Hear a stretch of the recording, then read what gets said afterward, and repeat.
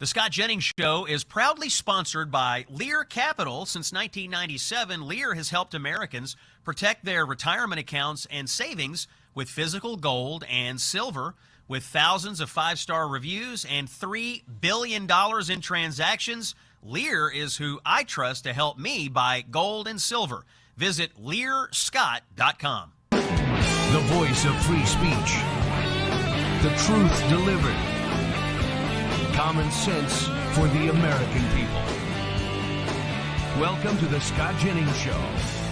President Trump descends on Kentucky and wades into a hot congressional primary. Iran's Navy is destroyed, and we're awaiting the world's largest ever oil reserve release. We'll have the latest on Epic Fury. Core inflation hit its lowest number in 5 years. We have the stats. And the left is losing its mind over steak and lobster for the troops. It is Wednesday, March the 12th. Common sense for the American people. This is Scott Jennings here on Salem. We broadcast live today from our nation's capital, and we begin with the news. President Trump landed in Kentucky last night, smack dab in the middle of one of the hottest congressional primaries in America. This is the 4th congressional district of Kentucky, represented by Thomas Massie, who has become a thorn in the president's side on a number of issues. The latest is the war, where Massie has opposed the president taking on the Iranian terror regime, and he has voted with the Democrats and the squad against the president's war powers. But this feud started long before, with Massie time and again opposing the president's agenda and attracting the commander-in-chief's ire. Here's what the president had to say about it last night in Cut 13. We got to get rid of this loser. This guy is bad. He's disloyal to the Republican Party. He's disloyal to the people of Kentucky. And most importantly, he is disloyal to the United States of America. And he's got to be voted out of office as soon as possible. Unsubtle words from the president about Massie. Now, the president here has endorsed an opponent for Massie, a veteran and a farmer named Ed Gallrein, who also appeared at the rally in northern Kentucky last night. Here's Gallrein in Cut 14. I hope the fake news gets this. Tom Massie stands with the ladies of The View. Tom Massie stands with the ladies of The View. Mr. President, we stand with you. Fight, fight, fight! USA! USA! Now, our sources tell us this race is close, very close. Millions of dollars have been spent so far on both sides, and more is on the way, a lot more. I want you to listen to this latest ad running across the district from the Republican Jewish Coalition, assailing Massie's position on the war. Here's Cut 15. America is at war with a fanatical regime that seeks nuclear weapons. American hero Ed Gallrein stands with President Trump, our country, and our military. Thomas Massie, he stands with Iran and radical leftists in Congress, opposing Trump, just like he did on the border and taxes. Now, Kentuckians have a choice: Gallrein and Trump, or Thomas Massie. The RJC Victory Fund is responsible for the content of this advertising. Now, the group running this ad has just put $3 million behind their campaign. What happens here in May? I don't know. But this is the first time Massie has ever faced the full wrath of Trump in a political campaign, and it is the first time he has faced an opponent with significant resources since he was first elected in 2012. Massie has had a strong brand heretofore among his voters in Kentucky, but this is a test like no other. We'll keep tabs on it for you as the race draws near. The primary is in May. Kentucky remains one of President Trump's best states. His support there, especially among Republicans, is rock solid. Now, let's get to the war in Iran, day 13 of Operation Epic Fury. The president says it's basically over. Listen to him last night, cut number 1. You just said it is a little excursion, and you said it is a war. So which one is it? Well, it's both. It's both. It's an excursion that will keep us out of a war, and the war is going to be I mean, for them it's a war. For us, it's turned out to be easier than we thought. But think of it, they had thousands of missiles, 7,000, 8,000 missiles. We got many of them before they got to launch. They have drones all over the place. We got many. Now we're knocking out the drone plants, as you know. They're going fast. They started talking about mines, so we hit 28 mine chips as of this moment, 28. Like using the same weapon, the exact same weapon that we use against the drug dealers in the water. We have, as an example, we had tremendous drugs pouring in through the waters, through the sea. And now we have almost none. It's down 97% through water. Now we'll do it through land. Land is easier than water. For the United States military and our partners in Israel, this has been a crushing success. The Iranian Navy is destroyed. Their mine-laying ships, 28 of them, have been destroyed. The supreme leader is dead. The military command structure in shambles. Missiles and drone capabilities severely, massively degraded. And their ability to build a nuclear weapon, well, it's been set back by years, if not decades. For 47 years, folks, 47 years, Iran has been at war with America and all of Western civilization. They have threatened the Strait of Hormuz. They have funded terrorism from Beirut to Buenos Aires. They have chanted death to America while building the missiles to try and make it happen. And for 47 years, every president has kicked the can. But not this one, and not anymore. My advice, don't stop short, Mr. President. Finish them off once and for all. Iran's new leader, the son of the old one, says Iran will continue to attack vessels in the Gulf and keep the Strait of Hormuz closed. So there is still work to be done here against these fanatics. Let's talk about the economy. Good news to report. First, the Bureau of Labor Statistics has released the February inflation numbers. Core CPI, which is a statistic that is important. It does strip out food and energy. It came in at 2.5%. Let's listen to cut number 7. If we strip out food and energy and come up with the core expected up 0.2, that's exactly where it comes out, up 0.2. Here we go with the year-over-year numbers. And zero progress, but not losing any ground. It remains at 2.4 on year-over-year headline. 2.4 really is, to find a lower number, you're going back to April of last year at 2.3. To find a higher number, you're at December of last year at 2.7. Just to give you some context there, now, in my opinion, the most important number, year-over-year core, remains at 2.5%. Lowest core CPI since March 2021. That was before the Biden inflation bomb went off. And the International Energy Agency, of which 32 countries take part, they have agreed unanimously to release 400 million barrels of oil from their collective strategic reserves. That'll be the largest coordinated oil release in history.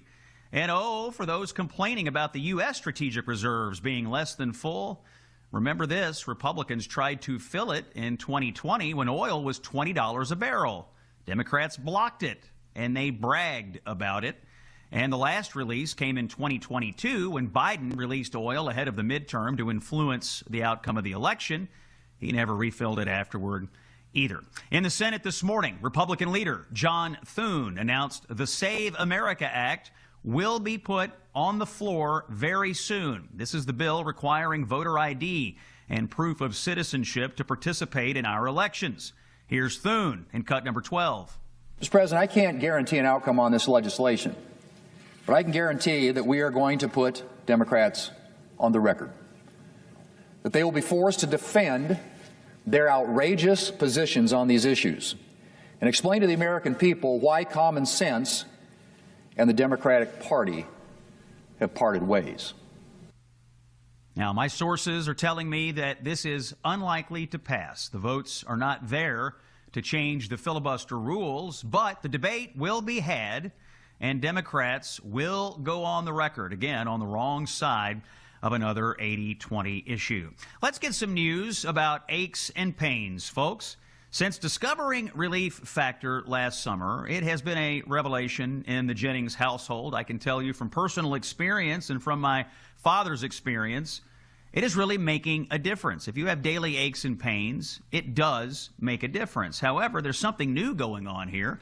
Relief Factor is always trying to improve the product, and they have made their formula even better. They have added a premium black pepper extract because it helps your body absorb the high-quality key ingredients more efficiently.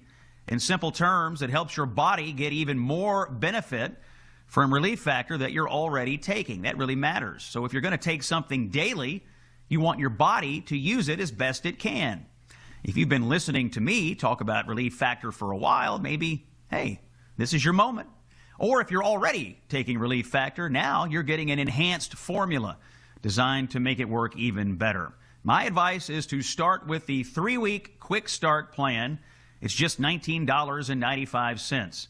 You do it by visiting relieffactor.com or by calling 1-800-4RELIEF. Ask yourself, how will it feel to be out of pain? You might get the answers from Relief Factor. When we come back, Democrats and the brainless morons in the leftist media are losing their minds over the Pentagon feeding our troops steak and lobster. You will not believe it. Stay with us for the details here on Salem. Don't go anywhere. Hey, it's Scott, and I'm so excited to welcome Crowd Health as a new partner to the Scott Jennings Show. For several years, I'm hearing more people voicing frustration with traditional health insurance. Bad incentives baked into Obamacare have sent costs soaring. The rules are a maze of jargon, and people feel stuck. That's why I want to tell you about my new partner, Crowd Health. Crowd Health isn't insurance. It's a community that cuts out the middleman to help one another fund medical expenses, giving you more freedom, fewer surprises, and greater control over your healthcare choices. And when it comes to cost, members are spending hundreds less per month compared to traditional insurance. Right now, you can get started for just $99 per month for your first 3 months when you use the code SCOTT. Go to joincrowdhealth.com. That's joincrowdhealth.com and use code SCOTT. Again, joincrowdhealth.com, code SCOTT. Quick reminder, Crowd Health is not insurance. You can opt out, take your power back, and that is how we win. You've heard the narratives. Now get the truth. It's the Scott Jennings Show. Breaking news into the Scott Jennings Show. We're monitoring a situation here. CBS Detroit and now other news outlets are reporting that law enforcement, a heavy law enforcement presence, as I see it on my screen here, is responding to an active shooter situation at Temple Israel in West Bloomfield, Michigan. Temple Israel is on Walnut Lake Road, and according to its website, is the largest Reform synagogue in the United States. You have West Bloomfield Police, the Oakland County Sheriff, and Michigan State Police all on the scene. But again, it is an active shooter situation at a Jewish synagogue in West Bloomfield, Michigan. We'll keep tabs on it throughout the show. All right, moving on now, and we have to talk about what happened on CNN last night and what is happening all over left-wing media today. There is a report out from a watchdog group called Open the Books showing that the Pentagon spent a bunch of money on food in September. Lobster tail, ribeye steak, king crab, ice cream, the usual end of fiscal year spending that happens under every administration. This is how the federal budget works. The food, by the way, is for the roughly 2 million troops stationed at bases all over the world, and specifically the steak and lobster is for the troops who are currently at war in the Middle East. But my dear friend and fellow CNN contributor Paul Begala and I were debating on CNN about this last night, and he went on television and with a straight face said that Secretary of War Pete Hegseth had bought millions of dollars worth of lobster to eat himself. You have to take a listen to cut number 9. He has spent $15 million in 1 month for ribeye steak, $6.9 million for lobster tail, $225 million for furniture. He spent more in the month of September than most countries on earth spend in their defense. Paul, do you believe himself? Lobster tails? Do you believe while our troops are eating MREs? No. Do you believe the Secretary of Defense is personally eating all the lobster? Well, he can't eat 16. Troops. Oh, really? The troops are getting lobster frequently in theater. Oh my God! Troops who are going to war. Oh my God! Great meal. You know that. They're getting lobster. That. You are so full of it. Over this. You're going to get killed over this. Internet, do something. Okay, you heard me there saying, Internet, do something. And within 45 minutes, the internet, and specifically the X platform, had in fact done something. Here's the truth about this story. The steak and the lobster are routinely served to the troops, especially troops who are in the theater of war.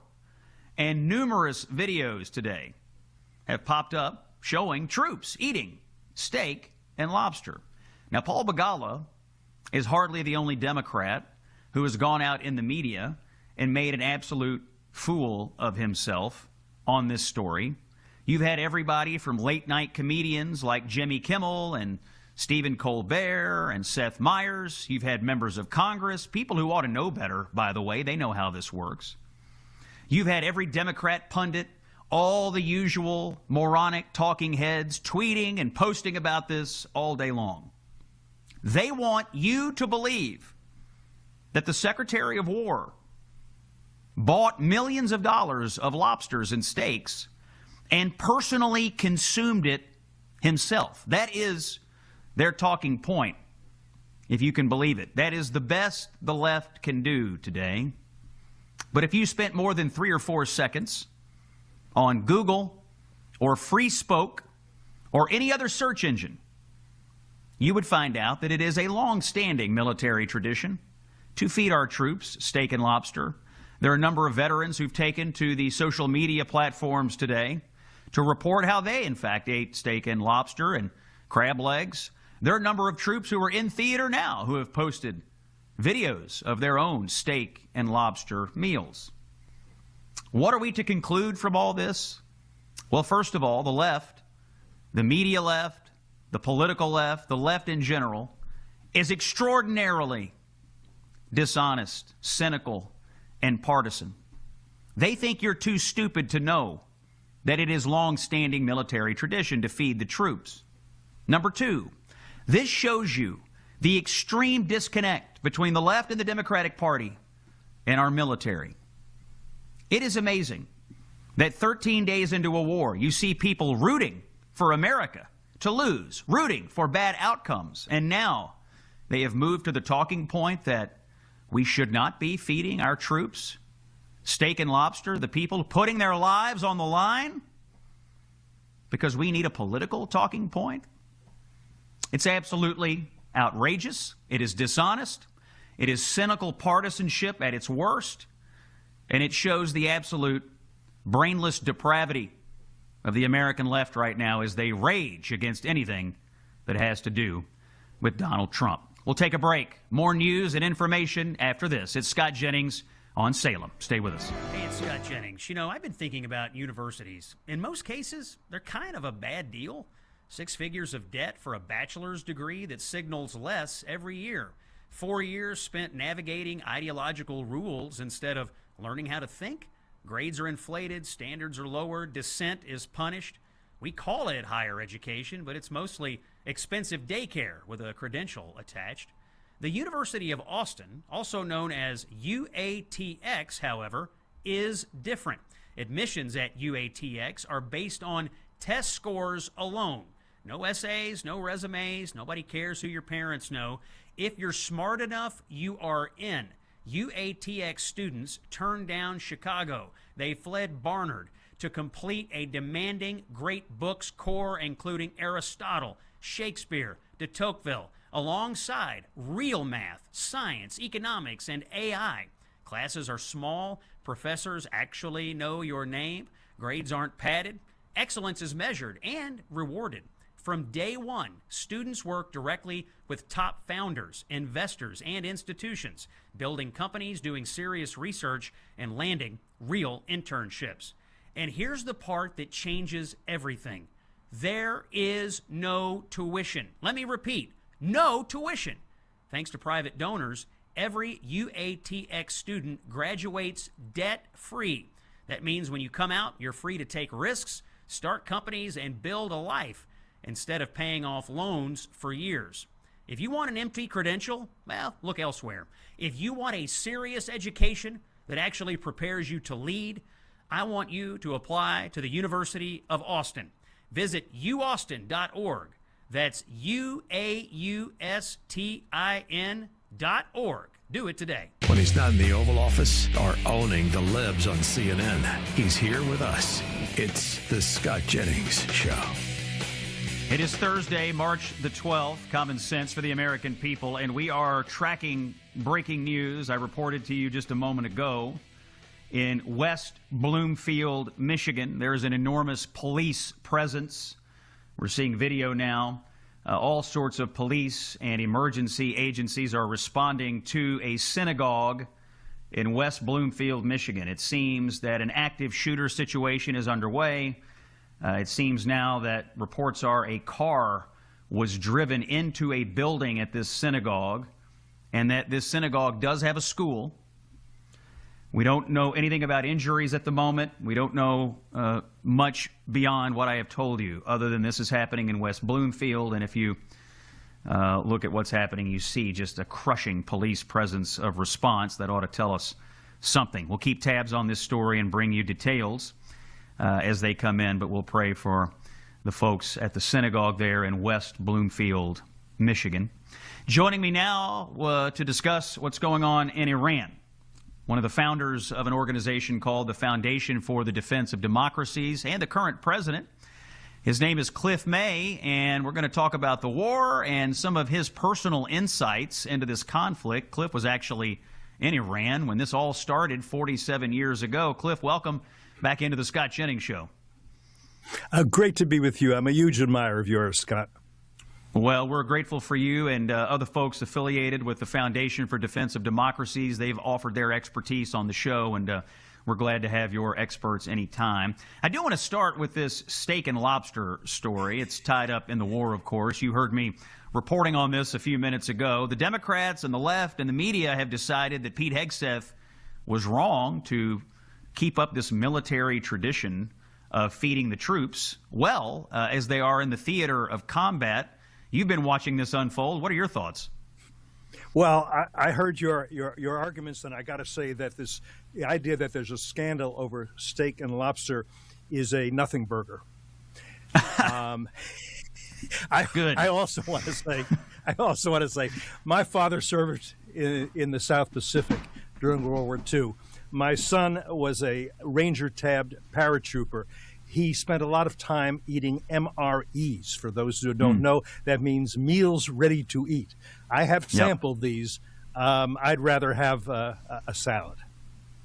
If you just go on the internet and look up articles about this, there's reporting, lots of reporting, about how we routinely feed the troops steak and lobster on certain days. Particularly when they are deployed, and particularly when they're deployed in the theater of war. There's a military.com article, in fact, from just a few days ago about how the troops were in the Middle East getting their steak and lobster. You know, what kills me about this story is the two things: the willful attempt to mislead the American people about what's going on here, using a serious situation, which is our war effort, but then how quickly the narrative on the left spreads when they want to drive a false narrative. They can do it almost instantly.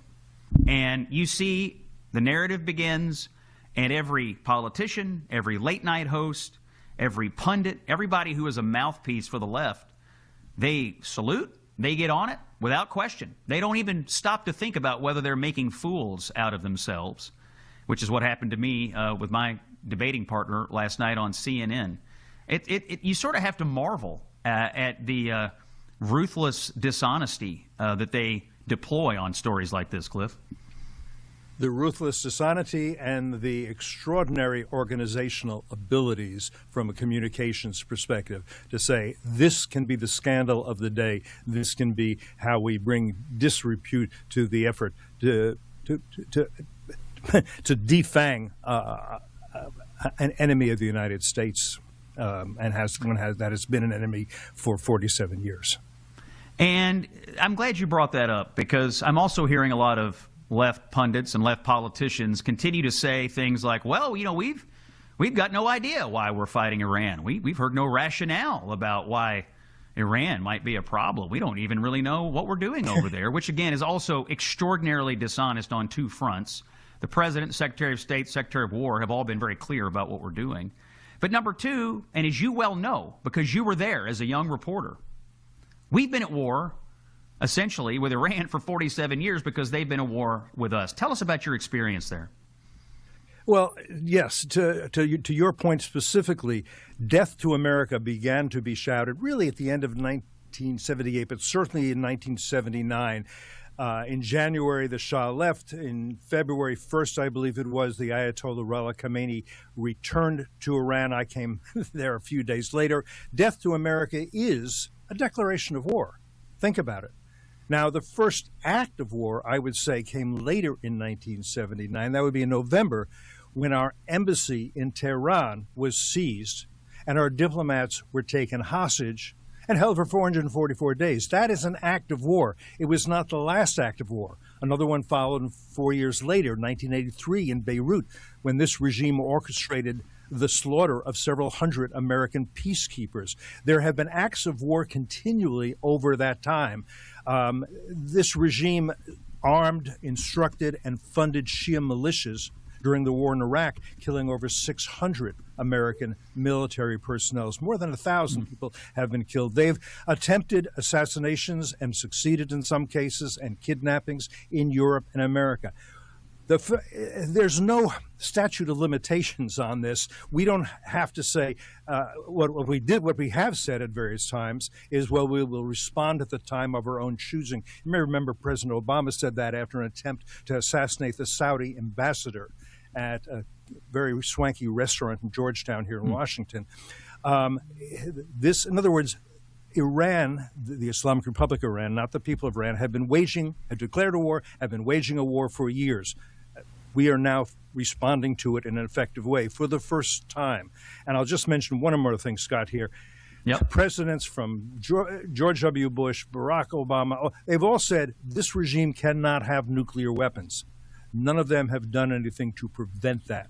The JCPOA, the Joint Comprehensive Plan of Action, which was not a plan, it was not comprehensive, it involved no action, of President Obama, the Iran nuclear deal, would not have prevented the development, the acquisition of nuclear weapons. At most, it would have delayed that until President Obama was out of office. In other words, kicking the can, and supplied billions and billions of dollars to the regime to use to fund its terrorist proxies, including Hezbollah, the Houthis, Palestinian Islamic Jihad, and Hamas.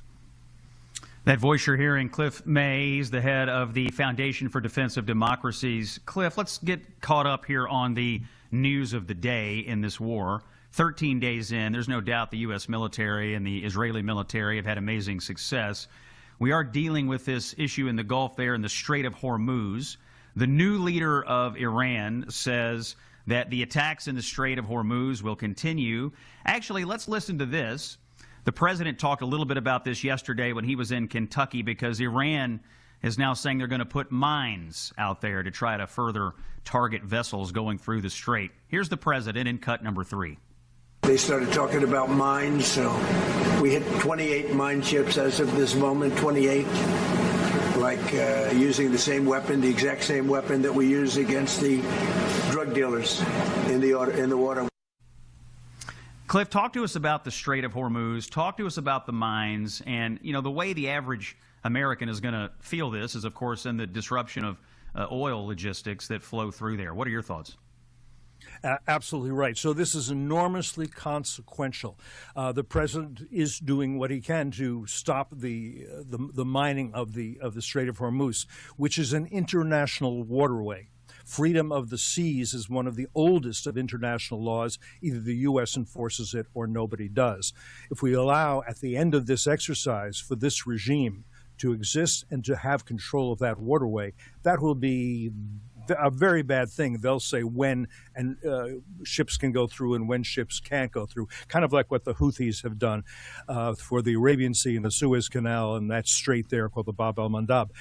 If the U.S. has control of the Strait of Hormuz at the end of this exercise, that will be hugely important. We can say, properly so, we are enforcing freedom of the seas to keep this open, to make sure the international economy is good. By the way, Xi Jinping and Beijing will understand what that means. The oil he depends on, it's not oil for America. That we don't depend on oil coming through that. The oil he depends on his good relations with the U.S. Hugely important. Now, you need to get rid of the missiles. You need to get rid of the drones. You need to get rid of the various ships that drop mines. They can drop mines off dhows too, but that tends to close the strait entirely. What they're trying to do now is let ships go through with oil for China, but not for anybody else. We should control the Strait of Hormuz at the end of this exercise. It's worth $3.50 gasoline for a few weeks to do that. Cliff May with the Foundation for Defense of Democracy. They'll give you the last word on this. I think the average American is looking at this and saying, yeah, I get it. The Iranians are bad. And I get it that we can't permit them to have these offensive weapons and nuclear missiles. But I need to hear how we are going to end this and what is the definition of victory here. In your mind, how should the president define that? When should he tell the American people that we have met our objectives? Well, he can say at the point at which this regime is defanged, has no offensive military capabilities, no defensive military capabilities, doesn't need those, has no enemies if it doesn't threaten its neighbors. He could say it then. I'd rather he go further. That's hard, I understand, for all kinds of reasons, whether it's, as you say, Democrats saying, yes, but what a scandal, lobster and steak has gone to our troops, or whether the price of gasoline is $3.50 a gallon on average. But I would like to see this regime decisively defeated. When you don't decisively defeat a regime, then the war continues. That's the way you get endless wars. When you allow your enemy to get up off the mat, go back to his corner, get a drink of water, wash up, and come back and fight you again. We had unconditional surrender in World War II. Germany and Japan became our allies. We had an armistice with the North Koreans. That meant that war never ended. We still have troops in South Korea, 28,000 currently, and they now have, because of diplomatic failures by President Clinton and others, nuclear weapons and increasingly sophisticated missiles to deliver them. That's the problem. Cliff May, Foundation for Defense of Democracies, thanks for joining us. We're going to continue to draw upon your expertise and the expertise of the excellent team you have at the FDD. We're going to continue following this breaking news here on the Scott Jennings Show. It is in West Bloomfield, Michigan. Police are calling it an active situation. A car crashed into the Temple Israel in West Bloomfield, Michigan. It's the largest Reform synagogue in the United States. There is a school at this synagogue. There's also reports that the car has caught fire. There's a massive police presence. Some are calling this active shooter. The details are obviously still coming in and perhaps changing by the minute. Here at the Scott Jennings Show, we're going to continue tracking this story for you for the rest of the day. We don't have any information yet on anyone who's been injured or what is happening inside this building or inside this temple or even inside the school. I am looking at images right now. I see smoke billowing from the top of a building, so we'll pray for the people who are inside. A quick word, and we're going to talk to the head of the IFCJ here in just a moment, the International Fellowship of Christians and Jews. They're helping out in the Holy Land as Operation Epic Fury rages on. They're supporting Israel's most vulnerable, the sick, the elderly, the children, and the families. They depend on the fellowship at times like these when they are under threat. If you would like to join them in prayerful support, go to supportifcj.org, supportifcj.org. Yale Eckstein with the fellowship is coming up next, an important conversation you don't want to miss here on the Scott Jennings Show. You know, gold and silver recently soared to record highs and then pulled back. So are precious metals still a good buy? Many Wall Street experts predict higher prices ahead. Why? Well, because we still have trillions in national debt, a declining dollar, and inflation that keeps shrinking our savings. Even with corrections along the way, gold remains a historical hedge for wealth protection. That's why Morgan Stanley's chief investment officer ditched the 60-40 stocks and bonds portfolio and is recommending up to 20% in precious metals. They're getting educated, and you should too. Call Lear Capital at 1-800-880-2424 for your free gold investment kit and learn how you could qualify for up to $20,000 in bonus gold. Lear Capital has over $3 billion in transactions and thousands of five-star reviews. Call 1-800-880-2424, 1-800-880-2424, or visit learscott.com. The very definition of never back down. Here's Scott Jennings. It is Thursday, March the 12th. Breaking news here on the Scott Jennings Show. The Jewish Federation of Detroit is asking all Jewish organizations to go into lockdown protocol. FBI personnel now on the scene with other police agencies in Michigan responding to the apparent vehicle ramming and active shooter situation at the Temple Israel Synagogue in West Bloomfield Township, Michigan. Now, according to the website of this temple, the school there was not in session today, and no activities or events were on the calendar until 1:30 today, so you would hope and pray there was a limited crowd at the facility. The Temple Israel's website says it is the largest Reform synagogue in the nation. But based on the images we're seeing right now, a car rammed into a building. It's also being called an active shooter situation. We see some smoke coming out of a building, and we see a massive police presence here at the Temple Israel in West Bloomfield Township, Michigan. We're going to keep an eye on this story for the rest of the afternoon. My next guest here on the show, the president and global CEO of a company that you often hear us talking about here on the show, the International Fellowship of Christians and Jews, an important organization that does amazing work around the globe. I'd like to welcome into the Scott Jennings Show, Yael Eckstein. She is the president and global CEO of the IFCJ, our great partners here at Salem and at the Scott Jennings Show. Yael, welcome in, and we're glad to have you today. Thank you so much, Scott. Thank you for having me. Well, thank you for this. And as you know, we talk about you often here on the show. Tell us what is going on in the Holy Land right now with the people that you support. You all provide all sorts of aid, critical aid to people, but kind of give us an idea of what you're doing and what IFCJ personnel are seeing in Israel as Operation Epic Fury continues. Well, we've been on the ground since this war began almost 2 weeks ago in every single city. And it's unique what's happening the past 2 weeks because I don't think there's anyone in the entire country of Israel who isn't affected by this. We've had Iran launch ballistic missiles at Israel and drones, and Hezbollah join yesterday. There were over 200 rockets launched by Hezbollah. I live in northern Israel, right over my town. And so there's no one that's not affected. And so what we do at the fellowship is we look at the people who would otherwise not have the care that they need, that they feel forgotten and neglected.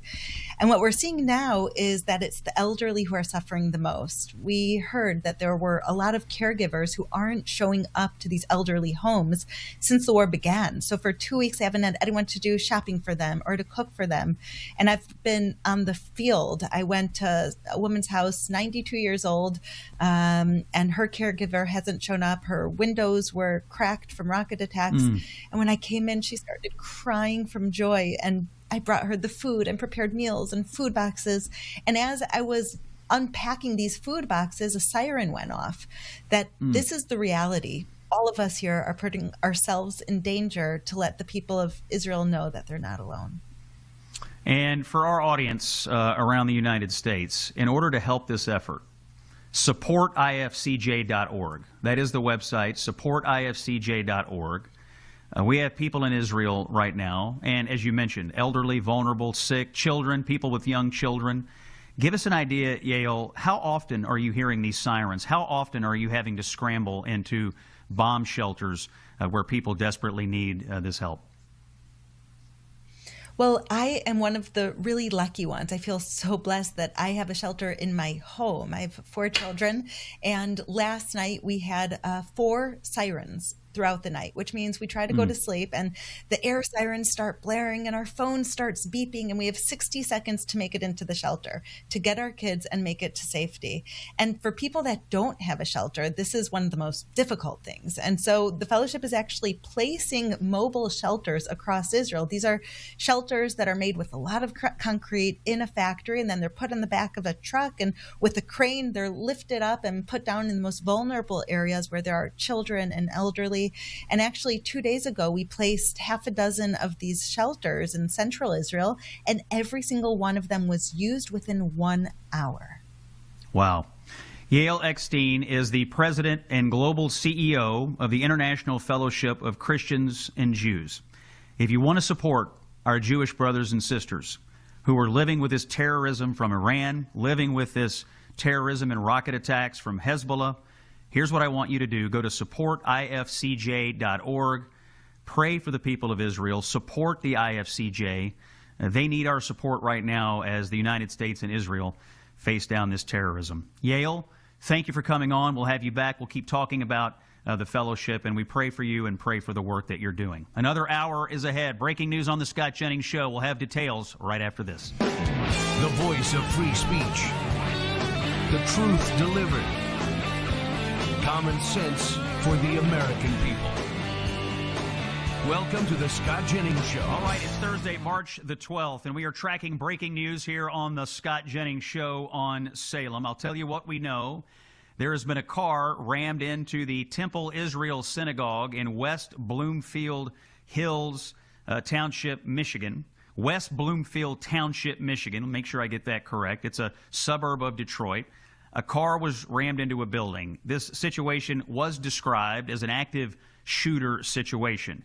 Law enforcement sources are now telling CNN that the suspect here is dead. We don't know how the suspect was killed. We don't know if that was police. We don't know if that was from the car being rammed. We don't know if that was from suicide, but we do believe law enforcement telling CNN that the suspect is dead. We also have no details on what's going on inside. I'm looking at some images right now. I see smoke coming out of the synagogue. There is a school at the synagogue, and one law enforcement source did say there were quite a few people on this campus. It's a rather large campus. The Temple Israel is the largest Reform synagogue in the United States. So we're talking about a fairly large facility here. But again, the breaking news is that someone rammed their car into this temple. There is a school there. It was described as active shooter. You had state police, local police, and the FBI on the scene, and now we're hearing that the suspect is dead. We don't have any information about possible injuries on the inside of the synagogue. We will keep tracking this for the rest of the hour. Also, 2 people were injured this morning in a shooting on campus at Old Dominion University, this in Norfolk, Virginia. The shooting took place shortly before 10:49 a.m. A gunman opened fire in Constant Hall, which has classrooms and lecture halls. We don't know who the injured parties are, but we do know that the shooter was neutralized by the police, and we know the gunman in Norfolk there is dead. A scary scene on campus at Old Dominion University this morning. And one bit of legislative news, a moment of bipartisanship in the Senate this morning. On an 89-10 vote, a housing bill has passed the Senate. It was sponsored by Elizabeth Warren and Senator Tim Scott. The bill aims to boost housing supply and prevent Wall Street from buying up single-family homes. So this goes over to the House for action, but we did see some bipartisanship in the United States Senate this morning. New analysis from the Congressional Budget Office has found a lot of spending, massive amount of spending on gender treatments and surgeries for minors over a 5-year period. And returning to the Scott Jennings Show today, our friend and intrepid reporter Ben Ryan is here. You can find all of Ben's writing on his Substack, and I encourage you to visit it and subscribe at benryan.substack.com. Ben, you are looking at this Congressional Budget Office analysis on the Children's Health Insurance Program. Tell us what you have found out about these numbers. I think the data is rather shocking. Right. Thanks for having me, Scott. So it's CHIP, Children's Health Insurance Program, as well as Medicaid. The Congressional Budget Office found in a recently released report that over a 5-year period ending in 2023, that the government spent $135 million in taxpayer funds on gender transition treatments and surgeries for minors. That includes puberty blockers, cross-sex hormones, and surgeries which are largely mastectomies in minors.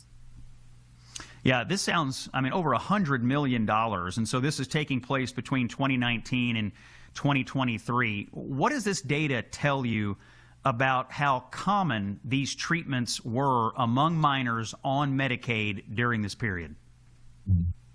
Right. One thing to note is that puberty blockers themselves were extremely expensive. So that's the bulk of the spending that we see here. This report didn't give actual numbers, it gave rates. So, for example, over an average of this 5-year period, about 1.4 per 1,000 17-year-old biological girls were taking testosterone by that age. And the rate was about half that for biological males taking estrogen. Now, similarly, a nonprofit advocacy group called Do No Harm, which opposes these types of treatment, they did an analysis that came out in October of 2024, and they found very similar patterns of what ages these children were using these drugs, puberty blockers versus cross-sex hormones. And they estimated that $120 million had been spent by private insurers during that same 5-year period, and that 14,000 minors had received either these treatments, surgeries, or both. So we can guess that that figure, considering that we also need to add the Medicaid on top of that, is likely pretty large. And one thing I really want to point out is that it looked like puberty blocker rates were pretty low across the age range from 9 to 17 that they analyzed, because puberty can start as young as 9. But where we really saw usage swoop up was around the age of 14 for natal girls and 15 for biological boys. So what this suggests is that the narrative that you always hear about these treatments is that they're there to prevent the wrong puberty is really largely misplaced. It's really only a fraction of minors who get these drugs who are getting them at the immediate onset of puberty. The most common minors who receive these treatments are natal girls who start them at the end of or after they've finished puberty. So really that changes the frame of the question is, so what is exactly the rush if you've already completed puberty anyway?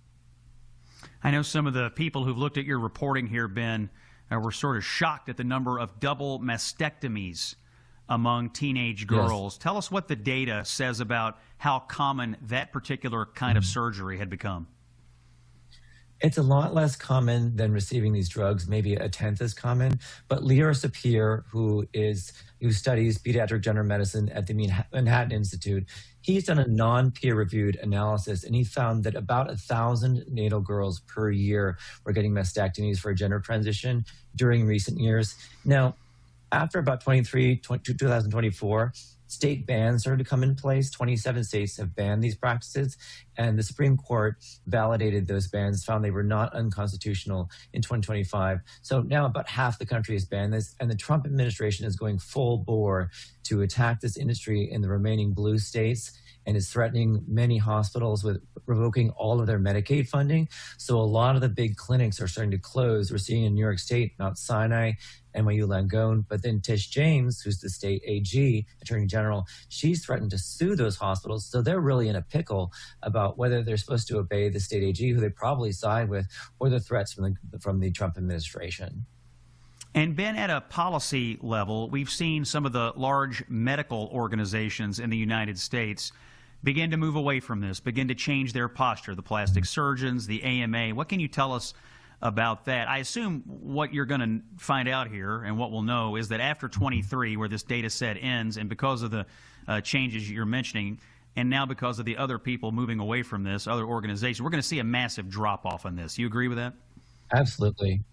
We already started to see that in the Do No Harm data, that in 2023, in the blue states where these treatments were still legal, there was a drop-off pretty consistently from state to state. We don't know why. It could be a drop in demand, or it could be that physicians are concerned, for example, about lawsuits and becoming more cautious. And so as for the American Society of Plastic Surgeons, last month, they announced a long-awaited stance on surgeries for minors. They said that they are opposed to them, given the weakness of the evidence, and that practitioners should wait until youth are 19 years old. Now, 19 also happens to be the age that the Trump administration prefers for banning these treatments, or effectively banning them by threatening to withhold Medicaid funding. So that's an interesting parallel between those two figures, and whether or not there were politics involved. But right after the ASPS announced that policy and also said that they were concerned about the evidence base for these treatments, the American Medical Association said that they essentially agreed with the ASPS, and that it, in general, is better to defer until age 19. But as for all the other major medical associations, such as the American Academy of Pediatrics, they seem to be holding firm, at least at this time.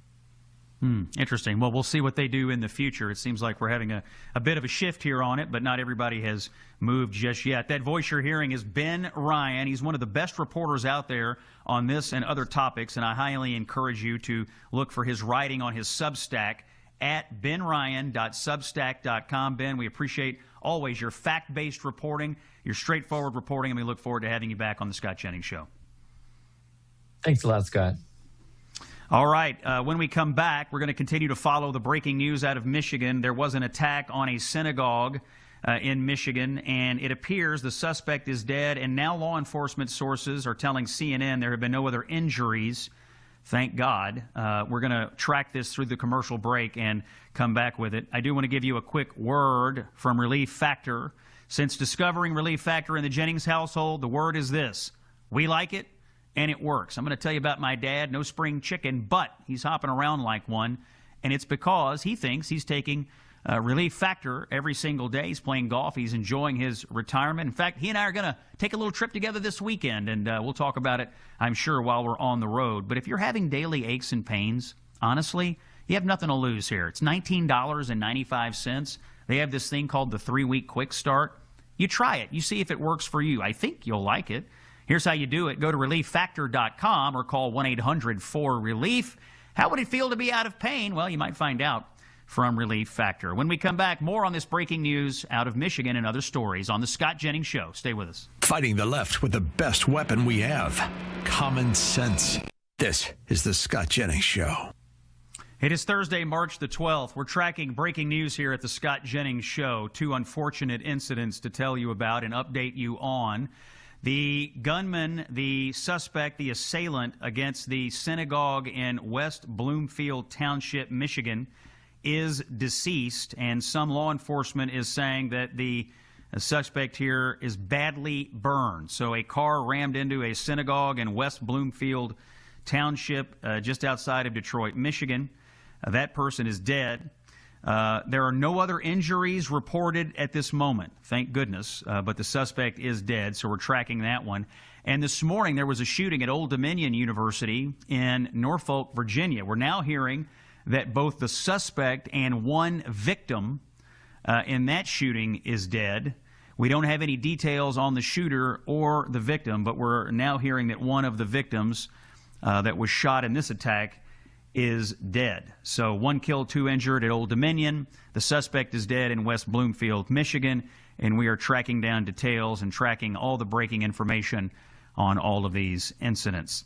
Here on the Scott Jennings Show, we're also tracking other news today, and to do a story out of New York City, I'm welcoming in the Vice President of Communications at the State Policy Network, Brooke Medina. Brooke has an article in the Washington Examiner.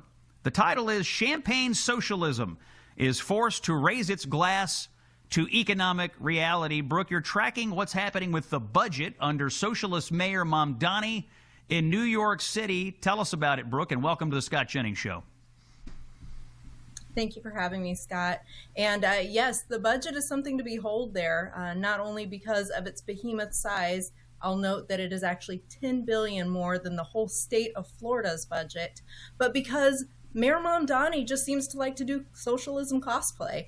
He likes to think and talk about ideals of really sticking it to the rich. But the reality is his budget proposal and what he's toying around with, which is a 10% property tax hike, are going to affect everyday New Yorkers as well as Americans across the country who subsidize 55% of New York City's revenue. Brooke, it seems to me that Mamdani ran on bringing rents down, but if you have a 10% property hike, a tax hike, what he's talking about in his budget, the opposite will happen. Rents will go higher, will they not? That's correct, because that's how economics works. So despite the fact that he would like to tout out these talking points about making sure that it's only the wealthy that pay, the reality is that those costs inevitably get passed on to renters. And so those that are most affected are going to be lower to middle income New Yorkers, because property taxes are a regressive tax. It's going to fall heaviest on those who are least likely to be able to afford it. And that does include renters, which inevitably the landlords, because there are rent freezes, have to be able to pass on the costs in other ways. And those that are not beholden to the rent freezes, of course, will also be subjected to raising their rent prices in actual dollars. Brooke, is it your opinion that everyday Americans outside of New York City would feel some of the fallout if Mamdani goes through with some of this in the city? Tell us how that might work. Yeah, so what we found is that up to 55% of New York City's revenue is really subsidized by American taxpayers across the country through the various forms of welfare that go straight directly to New York City to subsidize their transportation, infrastructure, welfare services, or through the state of New York and then flowing through federal grant dollars. So again, what happens in New York actually has a ripple effect outside of the city, and it has a ripple effect through middle America. Rural Americans are footing this bill. That's Brooke Medina with the State Policy Network. She has got an article in the Washington Examiner about what's happening with Mamdani and these crazy tax increases in New York City. The article is called "Champagne Socialism is Forced to Raise Its Glass to Economic Reality." Brooke, I hope folks will look you up on that. Thanks for coming on, and we'll have you back on the show in the near future. We're tracking breaking news here on the Scott Jennings Show. We're going to take a break, but the situations are twofold. One in Michigan, where a suspect rammed a car into a synagogue in West Bloomfield Township. The suspect there is dead. No other injuries are reported. There is a massive police presence at the synagogue there. At Old Dominion University, this is situation number 2. In Norfolk, Virginia, a gunman opened fire this morning, killing one person on campus, and then that person was neutralized by police. So a total of 2 people dead, the suspect and a victim at Old Dominion University. We're tracking all of this for you here on Salem. More on all this when we come back. Don't miss any of it here on the Scott Jennings Show. Stay with us. If the leftists haven't had enough yet, there's more. This is the Scott Jennings Show. He's the author of the best-selling book, A Revolution of Common Sense. Here's Scott Jennings. And here on Thursday, March the 12th, it is a breaking news edition of the Scott Jennings Show. We're breaking news in a couple of situations. I'll start with Michigan. You've been hearing us report on this throughout the day. A suspect in West Bloomfield Township rammed his vehicle into the Temple Israel Synagogue there, one of the largest Reform synagogues in the United States. And our friend at Fox News, Bill Maluzhin, is now reporting the following, that he has been told by law enforcement sources that the suspected shooter here, who did the ramming with the vehicle, was armed with a rifle, and he rammed his vehicle into the building, and he was then killed in a shootout with armed security at the synagogue. So the suspect is dead, killed in a shootout with armed security. We are told, and if you've seen any video so far, that the vehicle caught fire. You've seen some smoke coming out. That's from the vehicle fire. The suspect's body here is burned, and there is no ID yet on the suspect in Michigan. But the news is the suspect is dead. He was armed with a rifle. He was killed in a shootout with armed security. He rammed his car into the synagogue, and now his body is badly burned. We do not have an ID. We also don't have any reports of any other injuries at the synagogue. Let's hope that remains the case. Now, down in Norfolk, Virginia, here's the other situation. There was a shooting at Old Dominion University this morning around 10:49 a.m. A shooter went into a building, Constant Hall, where there are lecture halls and classrooms, and opened fire. 2 people were shot. One of those victims has died. So there is a deceased victim. Also deceased here is the shooter. I don't know how the shooter was killed, but the shooter is deceased. And our friend Carol Markowitz, who writes for the New York Post, has this report. This is Carol Markowitz's reporting. She says she is reliably informed that the alleged attacker at Old Dominion is Mohammed Jallow, and this is the same person who was previously convicted of supporting or providing support to ISIL or ISIS. That's Carol Markowitz reporting. So we have a little bit more knowledge of the suspect in Old Dominion. We have nothing on the suspect yet in Michigan, other than that he is dead after a shootout with armed security. You're listening to the Scott Jennings Show, Common Sense with breaking news here on Salem. Joining us now, an incredible guest. Absolutely incredible conversation. Someone who can speak to the heart of what is happening in Iran. Our next guest was a refugee to the United States amidst the 1979 Islamic Revolution in Iran. She was the U.S. State Department's first Iranian-born envoy. She is a senior fellow at the International Women's Forum. She's a former State Department special envoy under President Donald Trump. We welcome into the Scott Jennings Show, Ellie Cohan. Ellie, thank you for being here. You were born in Iran, and you fled with your family during the Iranian Revolution.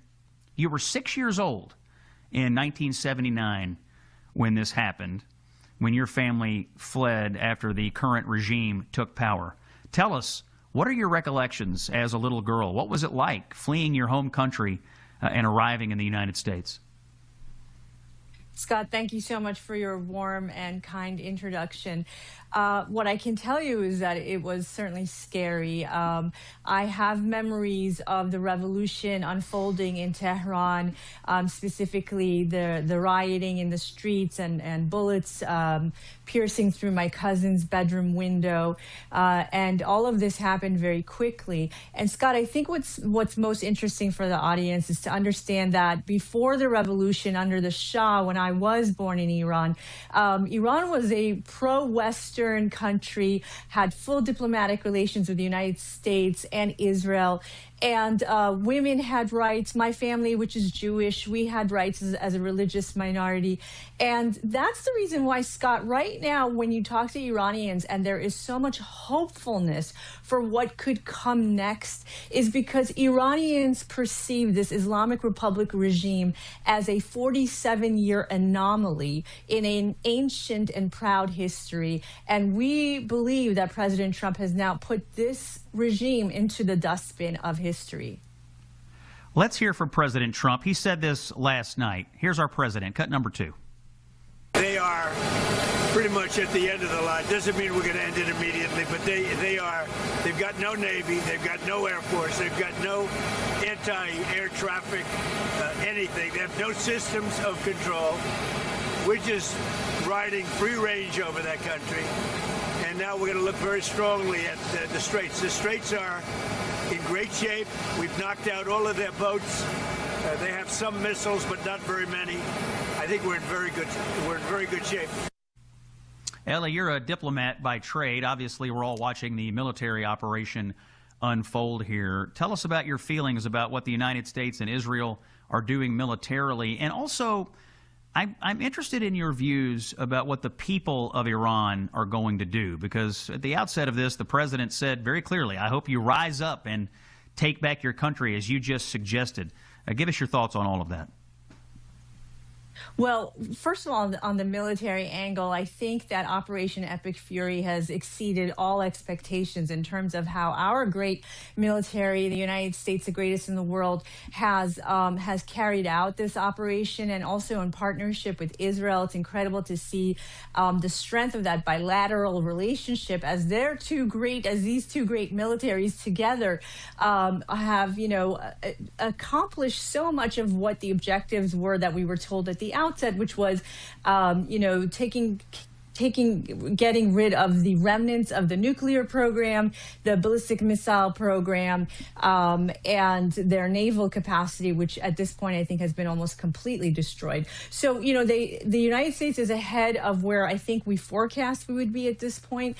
And in terms of the Iranian people, Scott, what I'm tracking carefully is that what's getting less coverage is that amidst this incredible military campaign, the U.S. and Israel are also striking Iran's repression apparatus. And so that is the part that I'm tracking very carefully. And what we're seeing is that we have struck their Basij militia bases, we've struck police stations, we have taken out some of their cyber capabilities. Yesterday, we took out the bank that pays the IRGC and the various militia.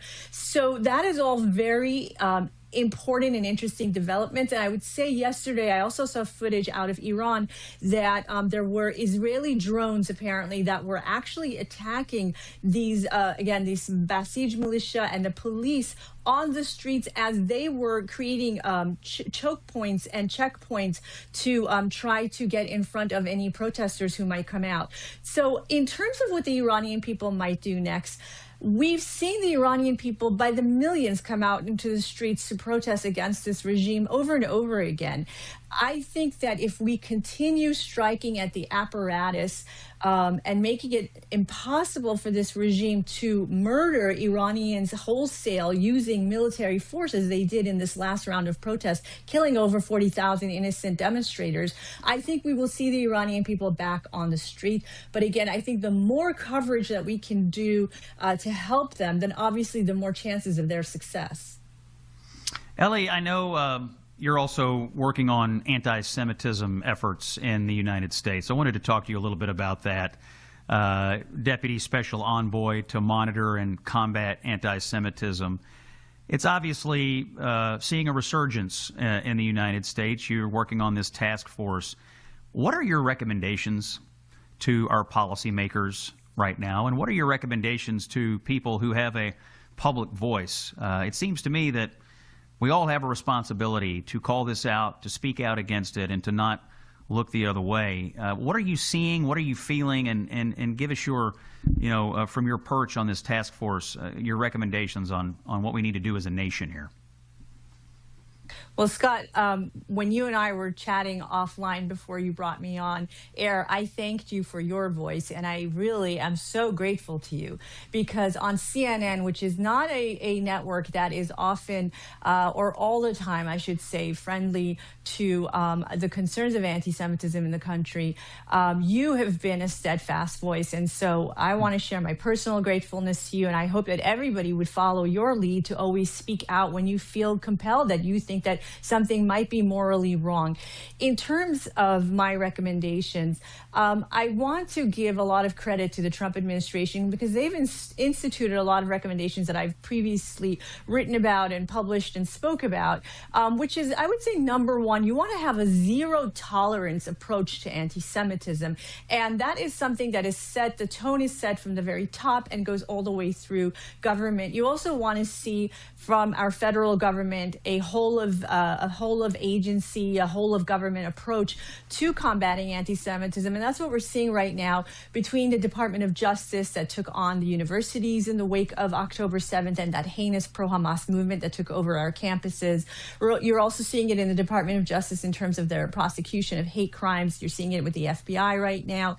And that's, in the Department of Education that has also taken on the universities in a different way. So that is exactly what we want to see more of. Again, using every government power to attack this hatred in every way possible.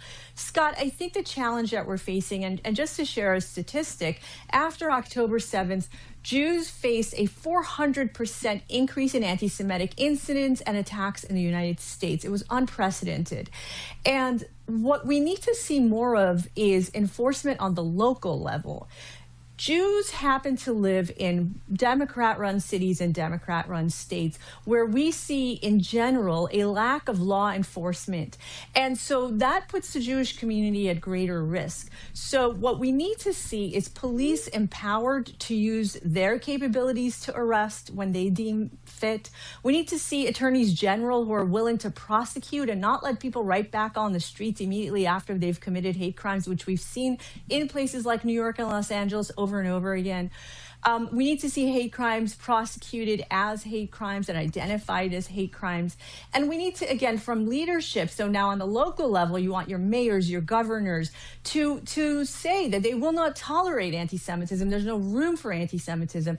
And I will tell you that in a place like New York City that has just elected Mayor Mamdani, we have not heard that clear moral voice in the fact that he won't condemn Iran, he wouldn't condemn Hamas.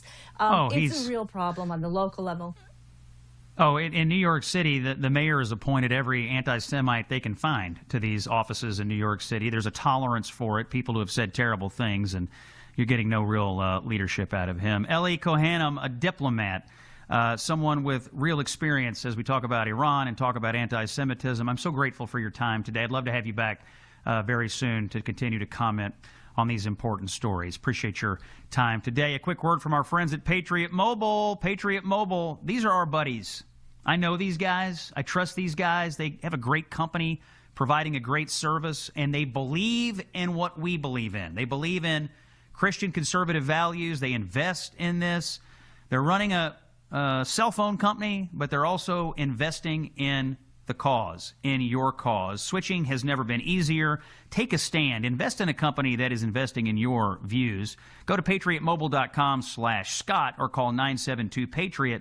Use promo code Scott and get a free month. patriotmobile.com/Scott or 972-PATRIOT. Make the switch today. More on our breaking news when we come back. It's Scott Jennings on Salem. Stay with us. Straight talk without the bluster. When you positively need the truth, this is where you come. The Scott Jennings Show. Let's go down to Norfolk, Virginia. That is where you find the campus of Old Dominion University.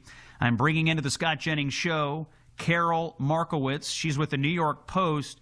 Carol, this morning we had around 10:49 a.m. Someone went onto campus, went into a building and opened fire. We have one victim who is dead.